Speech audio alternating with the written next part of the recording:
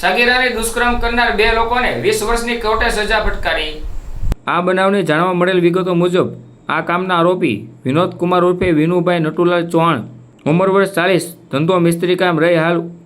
ઉડવાડા railway ફાટક પાસે, તાલુકો પારડી, જિલ્લો વલસાડ, મૂળ રહે શિવાજીનગર તળાજાવાળા તથા આરોપી રાઘુભાઈ રામજીભાઈ ધામિલિયા, ઉંમર વર્ષ 62, ધંધો નોકરી, રહે વાળોકોટ ગામ,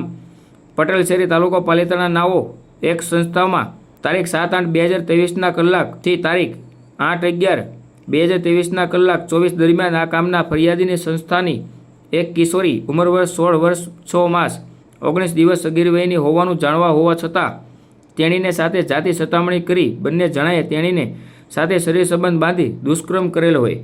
જેમાં ખાસ કરીને 2 પૈકીનો એક આરોપી સંસ્થાનો વ્યવસાયિક હોવા છતાં ભોગ બનનાર સાથે જાતીય સતામણી કરી શરીર સંબંધ બાંધી